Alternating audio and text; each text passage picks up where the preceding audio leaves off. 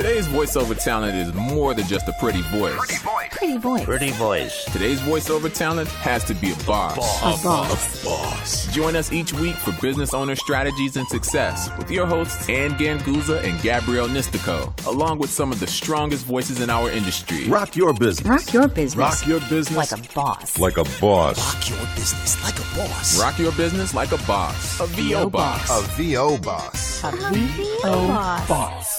Long before we had combined our boss powers, Miss Ganguzza, I wrote a little publication by the name of How to Set Up and Maintain a Better Voiceover Business.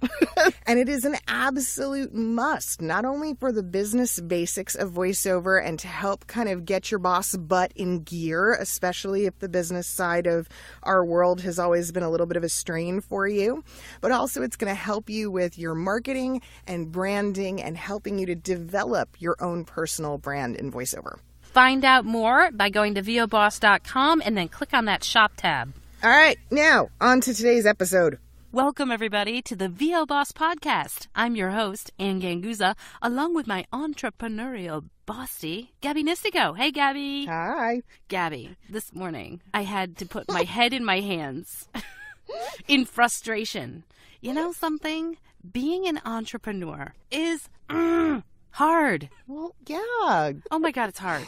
It's such a double-edged sword, right? Today is National Entrepreneurs Day, which Yay, happy National Entrepreneurs Day. kind of awesome, right? And we should celebrate that. And we should be, like blowing kazoos and all kinds of things and making noise and patting ourselves on the back. And we don't necessarily get to do that because, damn it, it's hard. It's so much.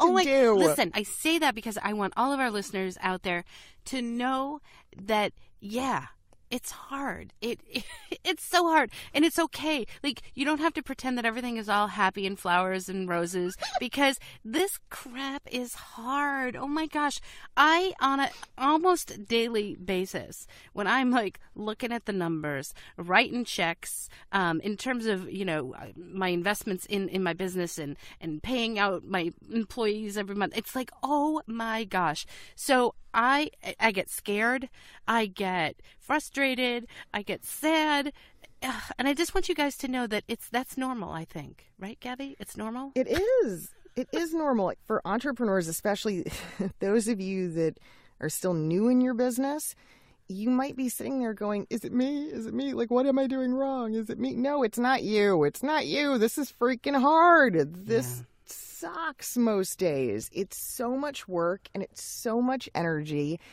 It's draining. It's taxing. And it goes on. You think it gets easier. And the funny thing is, what I've realized is as we grow and as our businesses grow, it doesn't always make it easier because we all of a sudden face new challenges. Of course. And we have new decisions to make. And then there's always that uncertainty. Oh my gosh, Gabby, the uncertainty. And it's scary. Wow, it's scary. As adults, right, we look back at our childhood or our early adulthood and we go, oh God, if only I could go back to having that little responsibility or, those few bills. Yeah. And then I thought it was horrible. Yeah. I mean, if I were a cat right now. Right. Right. I look at my cats and I say, if only. I want to come back as a Ganguzza cat. That's for damn sure. Yeah, I'm coming back as a cat for sure. I think it's important for everyone to understand that it's not all roses. It doesn't always run smooth. You're not always making a profit. You're not, right? Yeah. You're not always exactly sure what you should do. And there may not be somebody out there that can give you an answer, right? Sometimes we're in uncharted territory and no one knows the answer. Yeah, right? Sometimes you just got to figure this shit out. And here's the thing. We're kind of being like total downers and we're being very pessimistic for it being National Entrepreneurs Day, but it's real, Gabby. We're being real. Look, I used to have, truthfully, quarterly meltdowns. Quarterly, like every quarter, you would find me balled up on the couch, like bawling my eyes out. Hysterical. And it was either because I wasn't making enough money or because I was overwhelmed, right? I didn't have enough free time. I wasn't taking me time, that's for damn sure. So I was, probably not getting enough sleep, and I was just overworked, and I think about it, and I'm like, okay, I went through it, right? I'm out the other side. Was it worth it? Was it worth it? And would I go through it again? Yeah, I would. We don't intend to be complete downers here, but we do want to be real, guys. And we do want to say that, yeah, you know what? At the other end of the tunnel, was it worth it? One of our more recent podcast interviews that we did with Hillary Jastrom, she has a point in her book where she says you need to ask yourself a couple of questions. Are you having more of the good days or more of the bad days? And the other question you have to ask yourself, so how did that work out for you? And once you get past that initial shock, or that initial oh, what are you talking about? Why are you even asking me this? You ask yourself that, and you really try to make a determination as to if you're going on the right path, right? And a lot of that is, are you on the right path in growing your business or in maintaining your business, whatever it is? Is it still giving you that joy with all the frustration, with all the hardship? Are you still on a path where you're having more good days than bad days? Yeah, but sometimes, Anne, we don't know. Yeah. Truthfully, we just don't know. We don't know how to answer that. I mean, I think back and I go, so much of my anxiety and stress and early hardship in business was the not knowing. It's so scary. We go into business because we're type A's. If you're listening to this podcast and you're not a type A personality, please write in, because we need to do a case study on you. Yeah. And probably put you in a lab and dissect you, because then what the hell are you doing running a business? We all have that control freak nature about us. We all have... Oh, I thought that was just me, Gabby. It's all you. Yeah. I am such a control freak. Oh, my goodness. Proclivities and quirks and oddities about us, and we need it done our way. And so it creates stress. It creates this environment. But the biggest thing is, for me, it was always, I don't know. I don't know what's around the next corner. I don't know what next month is going to look like. I don't know how to project my quarterly income for next quarter, because I don't even know what's going to happen this quarter. Well, for me, it was all about, is it normal? Is this the way it's supposed to be? Is if I'm growing my business, is this okay, is this how it works? Right? And the fact is, Gabby, like you said, we don't know. And for us control freaks, right, that is a scary, scary thing, not knowing. And a lot of times, I had to throw it out to the universe and just give it some time and wait for it to come back and see if it worked. And that probably, Gabby, I don't know, maybe I do that on a daily basis. Throw it out to the universe, and I think my decision was correct. I've got a good feeling about it. And you know what? If it comes back and it was correct, yoo-hoo. But it seems like every day there's yet another thing that I'm doing that I'm not sure about. And I really have to consistently talk myself out of, running away, screaming like a maniac out the door, and going back to my cushy corporate IT job, because... Well, if it ever comes to that, please call me beforehand. I will. Well, I'm telling you, I'll talk you down off the ledge. How many times did I do that, right? After I left my cushy job and went into this full time. And it's not even about voiceover, because that's just the industry I chose to go into. But it's so much more broad than that. It is not just what I'm doing, it is the business aspect of it, no matter what I was doing. I mean, I could be making scrapbooks for a living. The fact is that I'm now an entrepreneur. You could, though. Your scrapbooks are really good. Oh, thank you. Thank you. Really good. They're not even scrapbooks. I don't even know what to call them. They're just amazeballs. Thank you. They're a passion. They're just, and so again, I love them. But those weren't ever going to work out for me, by the way, as a business, because I remember people saying to me, "You should do that for a living. You should, I would pay you money." And I'm like, "No, you couldn't pay me enough money." And that didn't come from a place of arrogance. That came from just a fact that I could only do one thing, one creation at a time, and I could never duplicate it, and I could never streamline the process, because the beauty of it was that it was a creative process and it was a product very similar to voiceover, right? So you're onto something here. Most people, I think, get into voiceover and stick with voiceover because of passion, because of the love for the industry. Very, very few people I've ever met in this business that have gone like, I'm here to get rich. That's not why. That's not the motivator. As opposed to what I call the serial entrepreneurs, right? The people that we meet that are just always chasing the dollar, always looking for the next big investment opportunity, the next way to flip something, make money fast. Those folks have That's a completely business different unto itself. Yes, and they have a very different motivation, right? Yep. There's no passion in it. They don't care what it is as long as it can make them money. Actually, there is a passion. The passion is money, right? Okay, yeah, fair enough. Right? Fair enough. Right. I have a semi-love affair with money. You and I do. But I there's know that. no, well, yeah, but what I'm saying is there's no passion for the thing or the whatever you're doing. Exactly. Yeah. For the product. Mm-hmm. For us, we're hugely invested in the product. Yeah, we are. Because it's ourselves. It's ourselves, right? And that's where voice actors, look, sometimes we make really poor decisions. We think with our hearts and not our heads. Sure, absolutely. We get overly emotional. I mean, yeah. What do you mean, Gabby?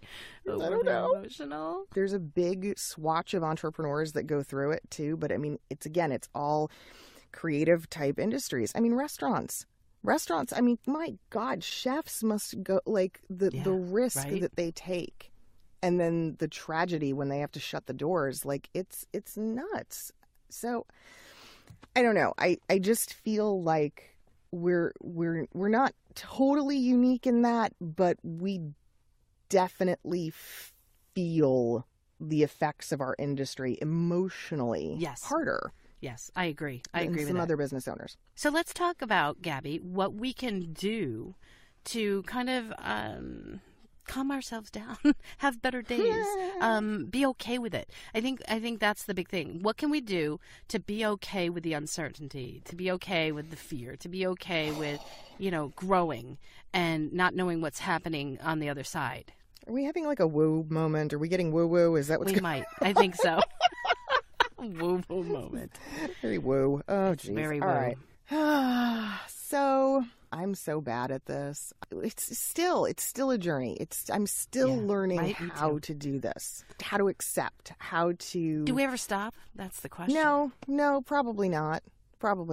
But for me, it's a daily struggle. It really is. It's a daily struggle to just commit and say, okay, whatever happens, whatever the outcome is, I'm going to be okay with that. But also, it will be okay. I will adapt. I will do whatever I have to do based on that outcome, good or bad. And it's okay. It's going to be okay. I've had to stop myself from projecting forward and like going to the panic place. Yes, absolutely. That's important. Yeah, I skip all the middle stuff. I go from, we had one bad month. Oh, God, bankruptcy. No. Yeah. Exactly. Well, I think what's key. No. I think what's key is you said commit, and just as we commit, right, to our voice acting, right, and we commit to that character, we commit to that script.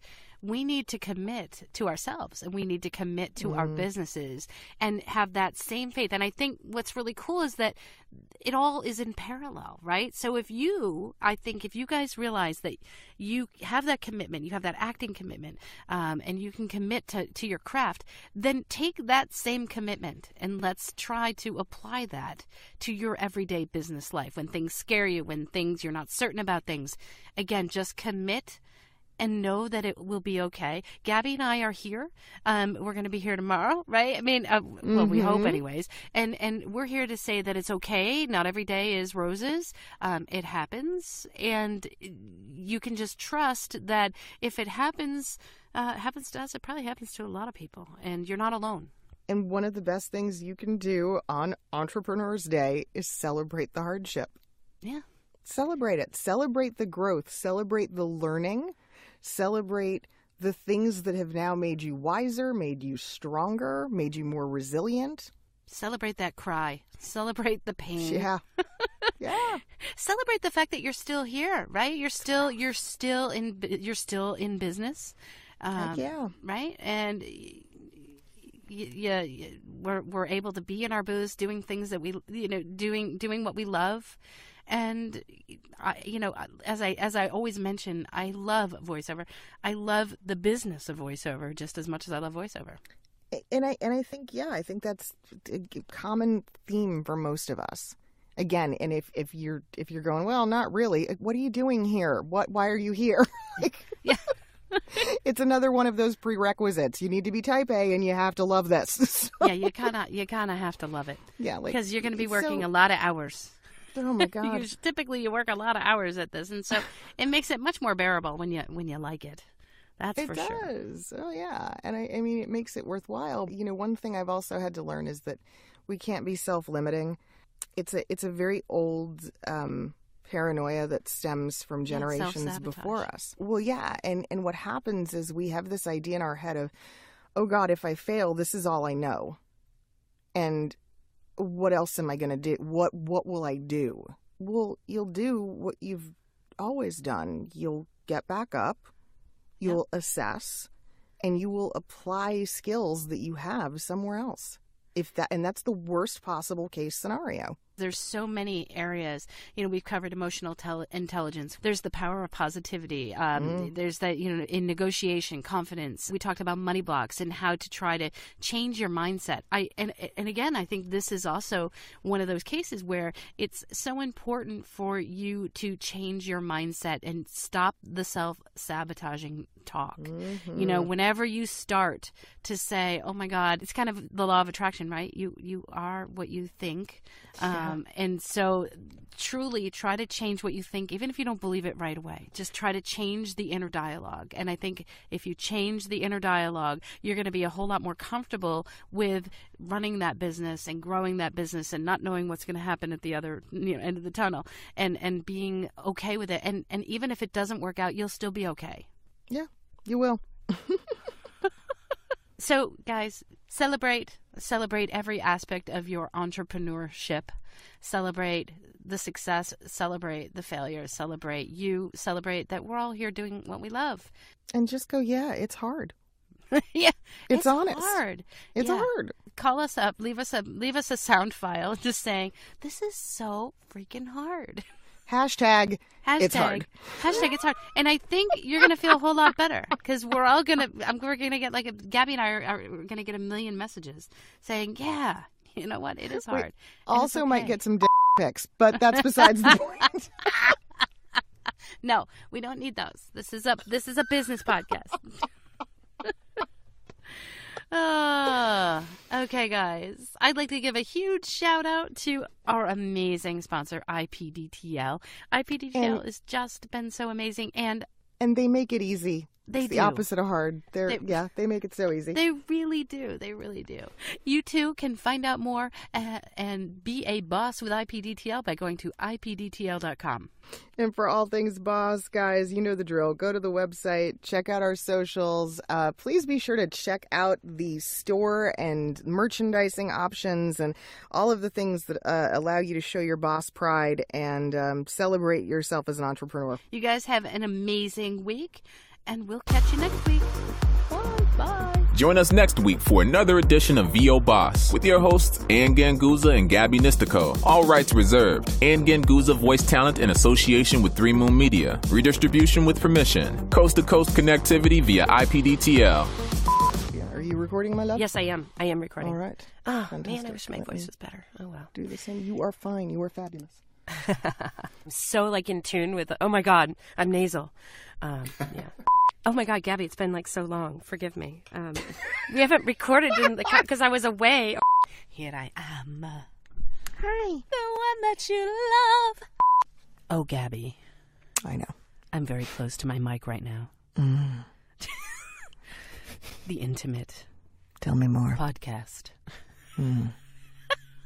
So I'm looking at my script from the other day, and I did a series on diabetes type 2, and every time I do a medical narration, I have the disease. So I'm looking at it, and I put the copy away.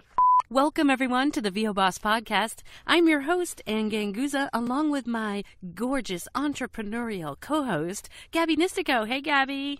Hello. You can't see me, but my arms are outstretched very dramatically. Yes, they are. Well, Gabby, speaking of... Wait, I just spit. Don't take that one. Gabby, I got so excited I spit. And I had to wipe my mouth. Oh. Anyways. Oh, boy. Wait. Actually, I just have to ask you this. Am I the only one that drools when she puts on her mascara? Like, do you drool? Is this a sign of age? Do you know what I mean? Like, your mouth is open, right? And you're looking at your eye.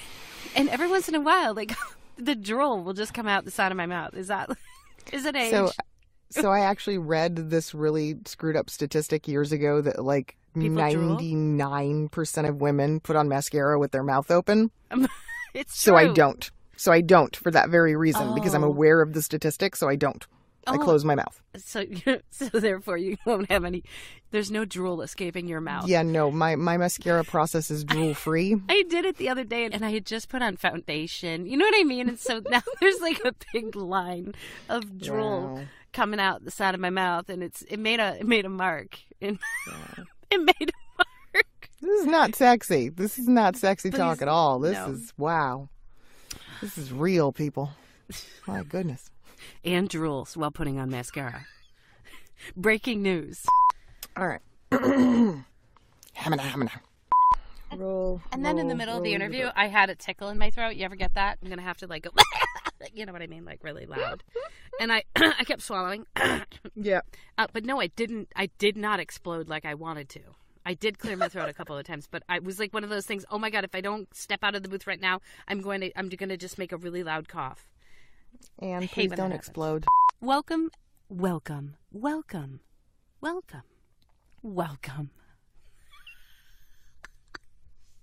You are scaring the crap out of me. You're like the voice of Skynet right now. Jesus. Skynet. We're coming for you. Here we go.